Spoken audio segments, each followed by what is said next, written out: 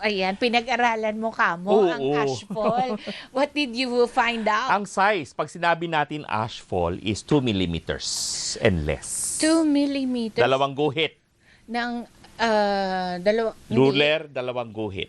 Ganun lang, parang ganito. Sa Parang maliit. ganyan lang, oo. Kung tutuusin, pag close up, makikita mo. Oo. Pero kaya nga sabi mo kanina, yung video, nakikita mo yung cloud sa Yes, likod, yung yes. mushroom cloud. Oo. Pero siya mismo hindi. Pero kung ikaw yung tumatakbo na humaharap sa ashes na yan, Mararamdaman. mararamdaman mo, napupuwing ka. Kasi isa sa mga organ system na matatamaan ay ang mata. Yeah. Maliban sa baga. Ako nga. Makikita mo yung maraming epekto yun ash sa ating katawan.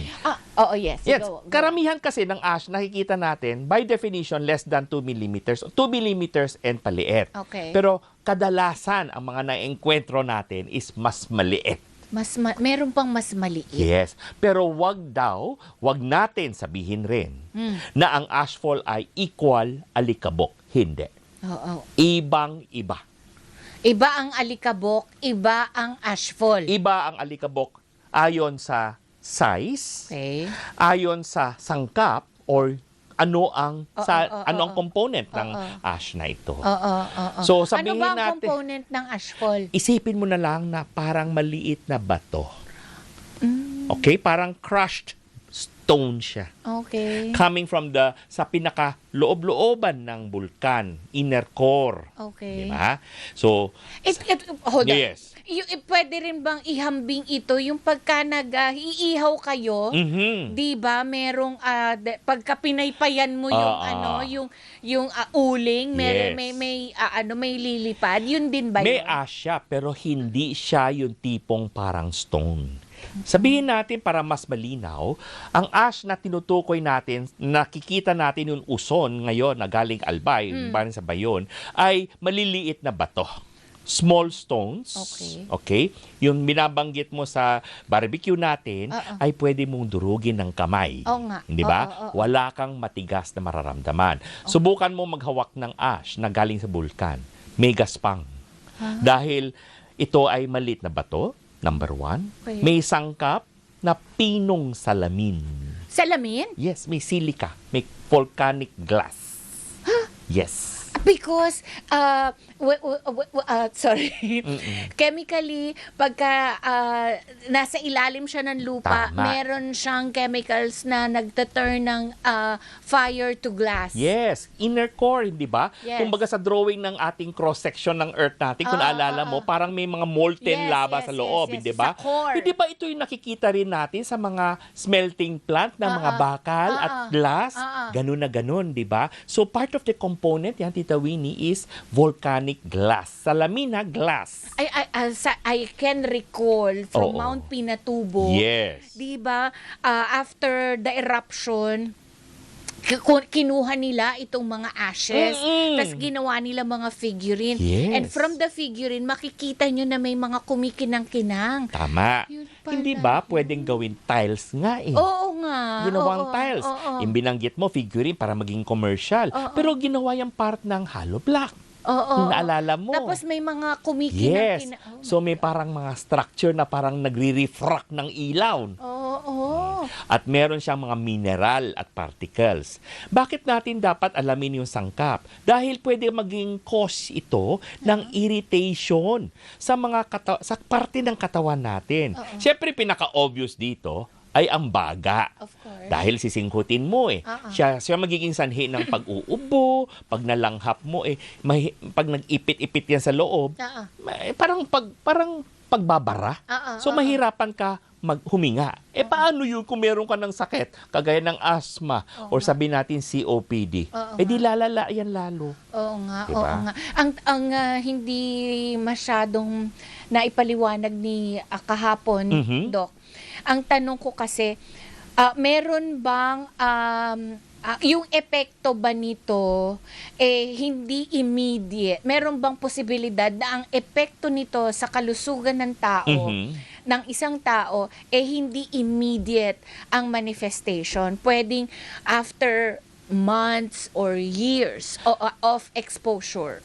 Sagot ko dyan, yes, pwede. Dahil depende yan sa laki.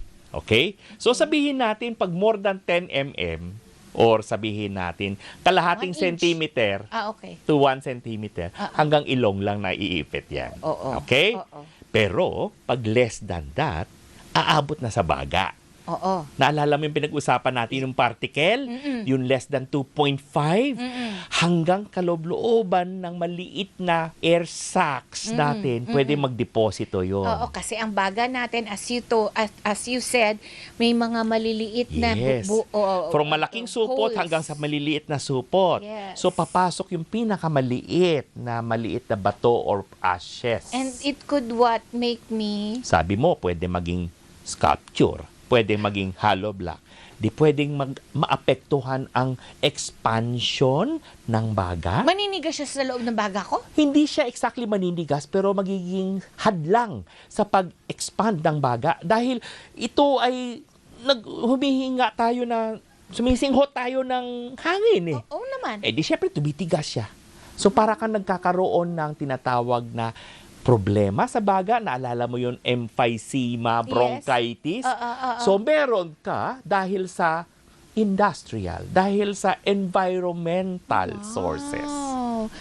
Eh, sabi kasi kahapon, basta daw, ang importante daw mapalakas ang resistensya natin. Yes, at tamang proteksyon. Kasi sa unang proteksyon pa lang, minsan, lihis na tayo doon eh. Ang ginagamit, maskara, panyo, or whatever. Ang kailangan talaga dito, para ultimo yung 2.5 ay may sala niya, yun N95 talaga. Eh, sabi kahapon, industrial mask daw ang kailangan. Yun nga eh, N95, hirap na nga tayo eh. Ay. Kaya, kasi medyo... medyo na-qualify ko kasi yung mask na yan. Yes, Dok, yes. Diba? Kasi napakarami ng mask. Tama.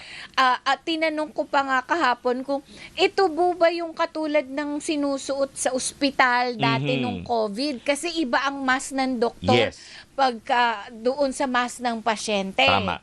Dahil yung ginagamit namin sa ospital nung may COVID ay may filtration na pinapalitan namin araw-araw. Okay. So disposable yun. Pero yung aparato, syempre, ini-sterilize pa rin namin. Yun ba yun? Well, sabihin natin, kaya nga sa ospital, Kasi yan ang gamit namin. Sabi kahapon yung parang ginagamit din daw ng mga nagmimina. Well, tama nga. Kung talagang nandun ka. Okay? At pirming naka-expose ka.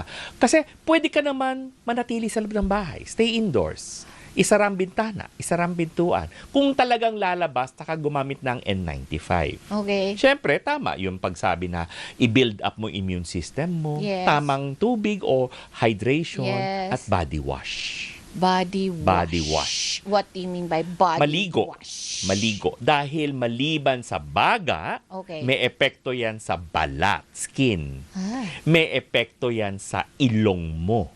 May epekto yan sa mata mo. Ano epekto na sa balat ko? Eh, balat mo, di mangangati. Foreign body yan eh. May magkakaroon Microscopic na lang. reaction. Oo. Microscopic, di papasok sa pores? Hindi, kasi hindi mo nakikita. Akala mo lang. Okay. Kaya nga, kinukumpara ng ibang tao yung ashfall sa alikabok. Sabi ko, mali ka. Mas grabe pa itong ashfall sa alikabok. Dahil nga may mineral, may glass, at may bato na maliliit. Maaligas-gas. Yes, maaligas-gas. Oo. Very rough. So, hindi suggested yung papagpagin mo lang. Ano ba ang tamang paglinis? Ano ba? Basa muna bago punas. Basa. Hindi yung pagpag muna. Pinagpag ko. No. Kasi Dahil magpuputi. magkakaroon ka ng microabrasion na. Ay, magagasgas Yes. ang aking balat. Basain muna para maging whole Oo. and then wash off saka ka magpunas. Ano mga epekto sa ilong? Ang ilong, syempre, magkakos ng dryness yan. Okay. Okay? Meron siyang bato. So, mag-absorb ng wetness yan. Mag-absorb ng mucus yan. Magkakaroon ng sore throat. At syempre, source of irritation. Ikaw nga, yun iba, kumain ng medyo maanghang lang eh. Oo, Hinatching na eh. Paano pa itong may balit ng bato? Sa mata? Sa mata, natural. Parang Obviously. foreign body na. Oo na. Itawini. Kung usok lang nga eh, hirap na ka na eh. Napapaluha ka na. So parang maliliit na bato pumasok, foreign body, pwedeng mangate, mamula. at may foreign body sense yun, lalo pa kung ginalaw mo na Wag kinusud. kukuskusin. Wag na So, ano wag. dapat kayo maghilamos Wash. din? Oo, Yun. wash. Okay. Para ma-wash out, para mag-flow out. Siyempre, ang high risk dito ay mga taong may problema na sa baga, kagaya ng hika, at mga taong may sakit sa puso. Kaya medyo, watch out ba? At of course, without saying, yung extremes of ages, Tita Winnie. Yeah. Yung batang-bata, mga sanggol, at medyo may edad. So, ang recommendation nyo, Doc? Sabihin natin, mask na N95 ang pinaka-ideal. Okay. Ang tamang paglinis, ulitin ko, basain muna bago punas. Okay? Tamang hydration, sapat na tubig sa katawan. At sabihin natin, kung hindi naman kailangan lumabas, stay indoors, isara ang bintana at pintuan. Yun ang Pero pinaka-importante. naman yun, napakainit ngayon, lalo na sa Albay. Well, yun nga. Pero, mainit, mahangin. Yun ang problema. Yun hangin, nagdadala ng alikab, ng volcanic ash. Yun ang problema. Ingat-ingat po, lalo na yung mga taga-Albay. Ingat po kayo. Siyempre, nasa Facebook at TikTok si Doc. Gamitin lang po ang ating official username at Doc Dennis Official doon sa ating Facebook at TikTok. Kung meron kayong mga katanungan medical, mag-send lang ng message at babasahin natin po at sasagutin ko kayo kaagad.